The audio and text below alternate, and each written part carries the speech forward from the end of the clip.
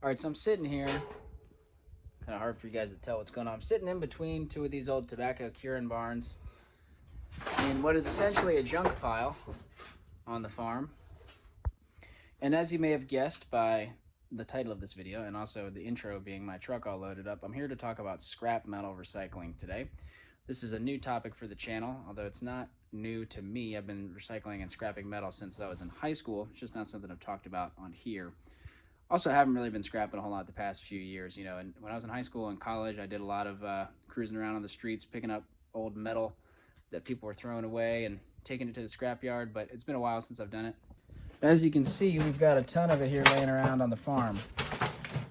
And so I just want to talk a little bit about scrap metal because it's exciting to me. I feel like it's not a huge stretch from some of my other content, you know, composting, which I make a decent amount of videos on. Composting is just recycling organic matter. This is recycling metal, you know.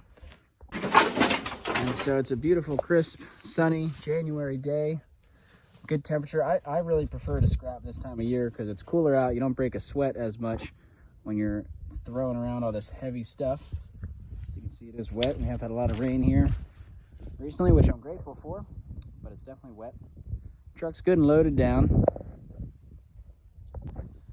These are all galvanized steel racks that came out of these tobacco curing barns, and it does pain me a little bit to throw them away. I think the racks are still usable, but there's increasingly less people farming tobacco out here. That's maybe not the most efficient way to say that, but anyway, you know, we have put the word out through our networks, you know, that we have these, I don't know what you want to call these things, racks or whatever, that they're available if any other farmers in the area need them or have any use for them. And we haven't gotten a ton of hits, and we've got a ton of them. I mean, this pile has kind of been stashed in between these two barns, but we got 4 or 5 of these barns. Each one of them is full of these things. So we've got a lot. And then there's also, you know, random old pieces of equipment, some bent up piece of frame, a lot of this roofing stuff. You know, some of this has use, but a lot of it is just garbage, and all of it's in the way. I'm trying to clear out. I really want to clean this area up. It's just not pleasant to look at, and I can't really utilize any of this space for storage because of all this mess. So, taking advantage of the cool weather and the slower time of year, although it's really not that slow in the nursery down here. But anyway, taking advantage of the time I have, get the truck loaded up, get some of this crap out of here, get paid a little bit. I didn't really plan out exactly what all I want to cover in this video. I'm kind of just rambling here. You know, if you get into scrap metal, there's a fair amount of nuance to it. I mean, it's kind of just as simple as you're taking your trash somewhere where they're going to pay you for it. But, you know, it's not like going to the dump where they'll just take anything that's not hazardous, right? They're buying this material from you. They want it prepared and sorted out in certain ways. And the general rule of thumb is the more that you can sort and clean your material, the more you'll get paid for it. But you do want to be careful. It is easy to get carried away. You can spend a lot of time cleaning and sorting stuff that winds up not being worth a whole lot at the scrapyard. So, like I said, generally speaking, the more that you can clean and separate, sort your metals, you know, make sure there's no plastic and stuff like that in it, the more you're going to get paid. But it's not always worth it to get it 100% clean and separated. And there are a lot of things that the scrapyard will take dirty. There's a lot of stuff. Let me see if I can find a good example. Sorry, stuff's really loud and crunchy when I walk on it. I don't have a ton of good examples, but here's a piece of, you can see this is steel, and there's a piece of wood in it. The scrapyard does not want to buy this wood, but when you take in steel, there's different prices you can get for steel. Most of the steel you're going to take in is, they call it iron shred. There's different words for it, but it's basically dirty iron. It's iron that has a small percentage of other things mixed in, so they probably would accept that wood even though they don't want it, as long as most of the material you're bringing in is metal. They're not going to get too worried about this little piece of rubber hose on the end of this piece of steel pipe, right? Here's a piece of copper pipe. Copper is one of the most valuable metals you can bring to the scrapyard.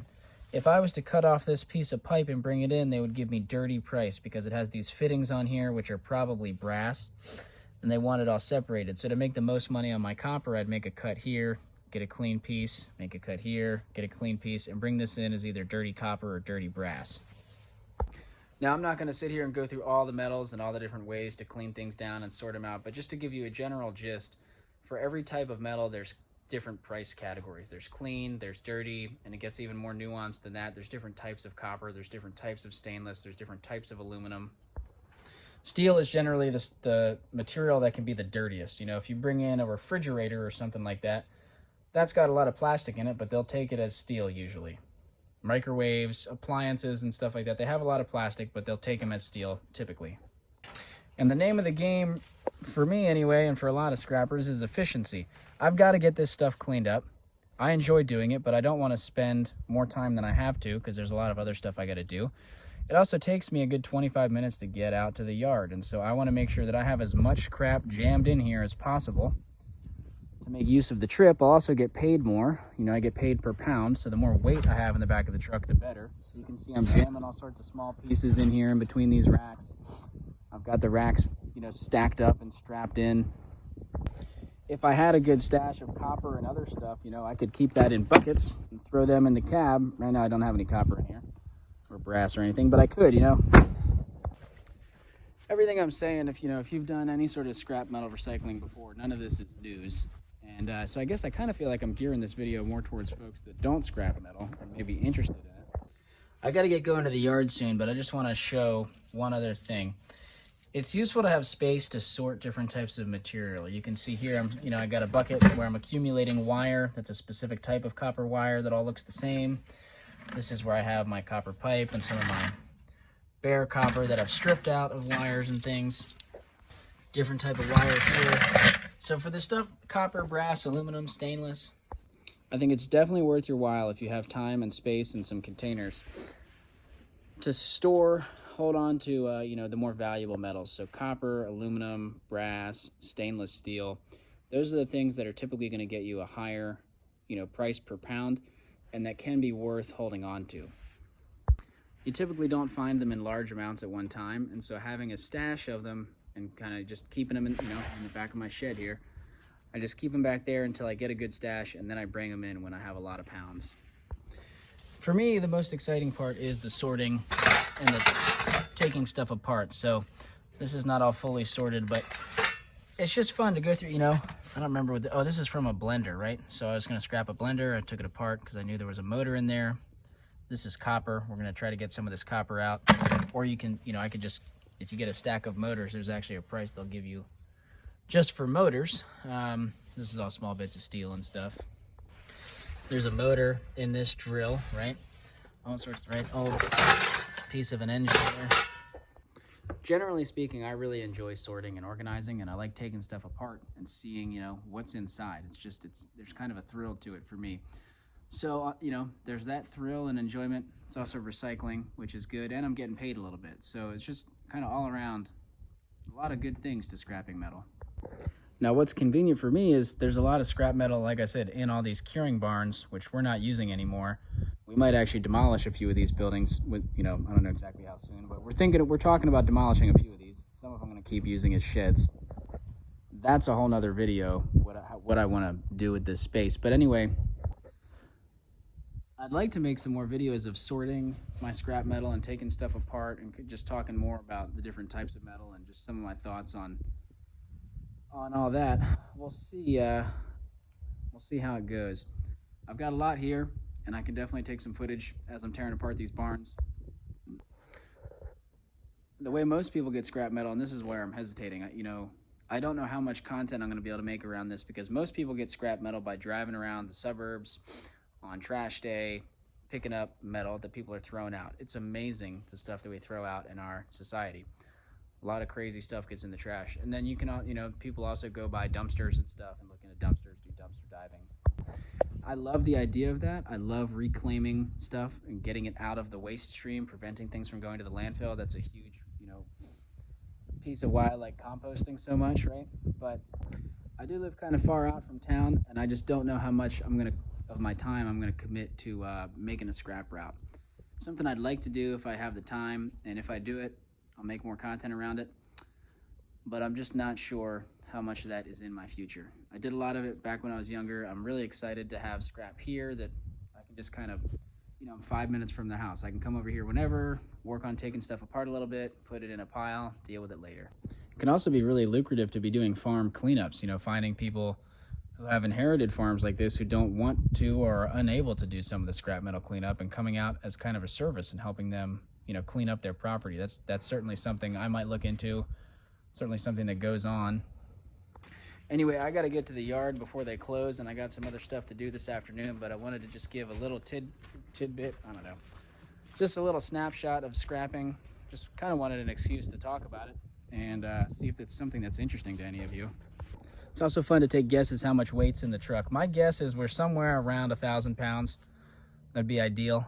And I will report back on what the weight is and how much cash we get for all this steel. What do y'all think? How much? I know I've got about 30 of these racks in there. I feel like last time I went, I had like somewhere between 17 and 20. And I think I was around 700 pounds. I'm hoping I'm up over 1,000 or at 1,000, but I don't know. We'll see. There's also some other bits and pieces in there in between the racks, so we'll find out. I don't know.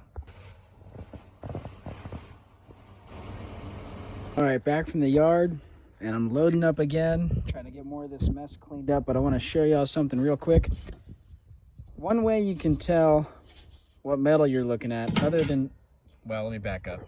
One way you can tell is just by looking at something. Does it look like steel? Does it look like copper? You know, does it look like stainless?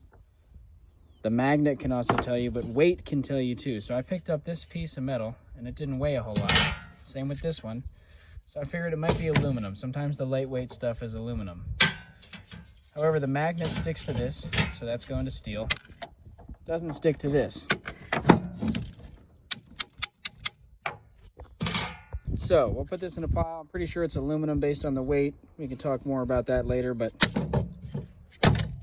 also this piece of pipe here, this was the only thing in my truck I didn't throw out because it's got some brass bits on it. The pipe is steel, but I wanted to take the brass off. Anyway, I'll show you the receipt, how much we made, how much we weighed at the yard. All right, so having a file around is very useful. This piece of, I don't know what this is, pipe, whatever it is, I wasn't sure exactly what metal it was, but it wasn't magnetic. Took the file to it. You can see that's the color of copper. This is a pretty hefty piece. I thought it was steel, but it wasn't magnetic. Took the file to it. You can see this golden color. This is brass.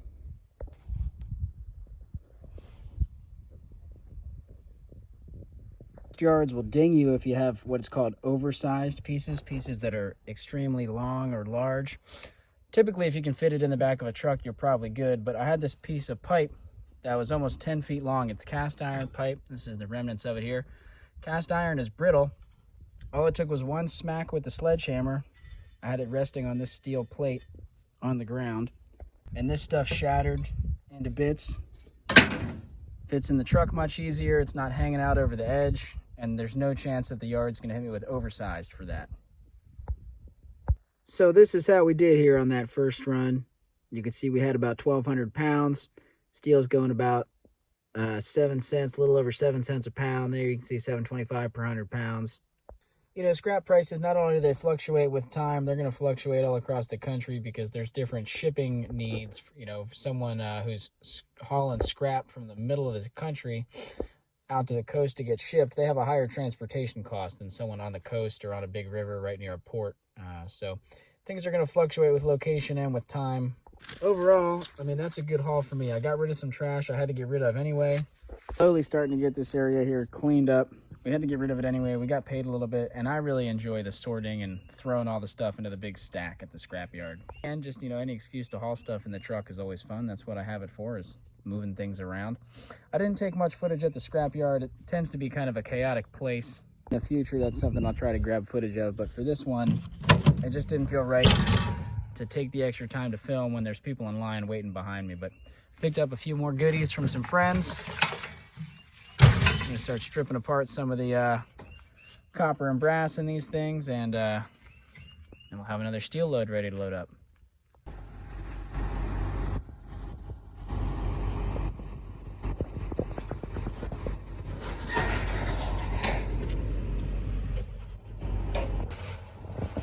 Anyway, probably more updates to come on all this. Just to end this video here is a little glimpse into my sorting and storage of scrap metal in one of the sheds. This is all stuff I'm taking in for another load.